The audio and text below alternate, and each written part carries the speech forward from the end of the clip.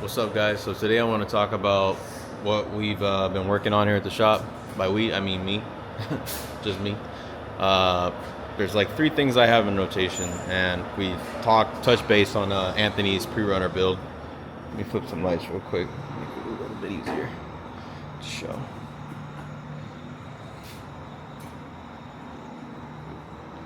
So part 3, I still need to edit and to post. That's kind of my next video to come out with.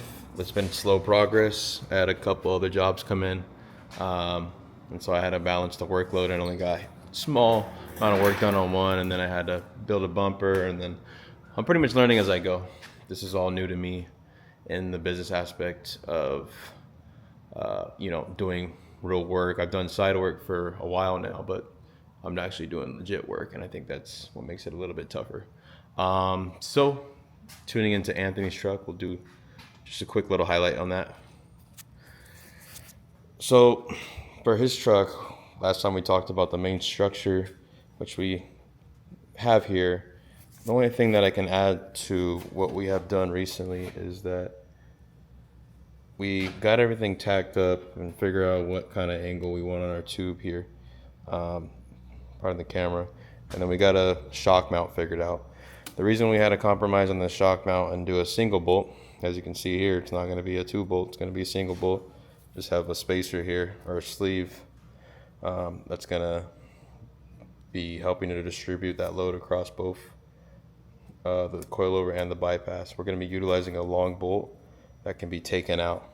So it'll be able to be pulled out, and then obviously you're going to have to put it back in, but the clearance is going to be our main issue here. This side we couldn't do the second bolt because of the clearance.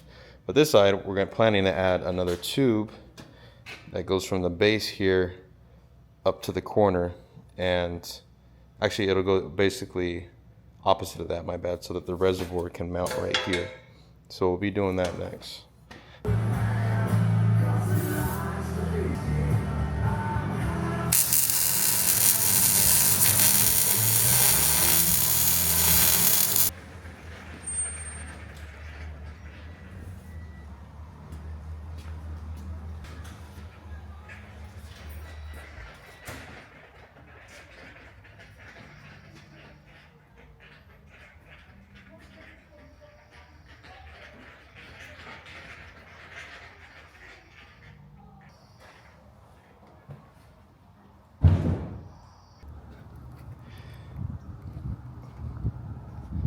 So everything's about half welded on the truck. Still got to complete 360 welding on everything. It's the first time it's been outside, been on its own weight, so gonna just rearrange some of these vehicles, move the Model A back in, and then put this over the lift so I can start welding some of the harder to reach spots. But looking good so far. There's still a lot of tie-in stuff to do to clean up the cage. Right now it kind of looks, to me obviously there's things that I want to correct. Still got to make upper control arm tabs. Still got to cap off the tubes. Still got to make some gusset plates here and there to kind of really seal it off and make it look clean. So, but stoked on how it's coming out so far.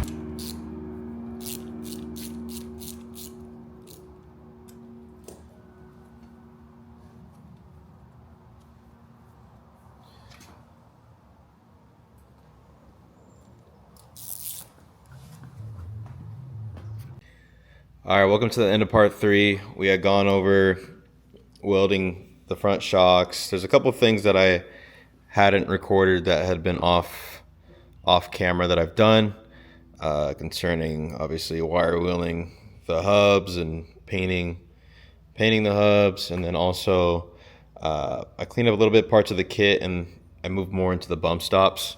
What you see here is essentially what everything's going to be looking like. Still got to get the uppers tabs finished out, and I got to make some corrections to the upper arm location anyway, so it works out. But this is kind of what we're going with, what I'm going with for the bump mount. Pretty much gonna have a tube going this way, which you see right there on the left hand side there. This tube's gonna be here, and then I have this plate that I'm planning to redesign in CAD once I get my machine up. But I'm gonna have a plate this size, but with the overlay, so it looks nice. And then obviously with access for the hose, if you need to pull the shock out, I gotta make sure that you're able to pull the shock out and that it's not a complete pain in the ass. So I'm probably gonna open this side up a little bit more. That way you can still get the shock out. You're not fighting against it.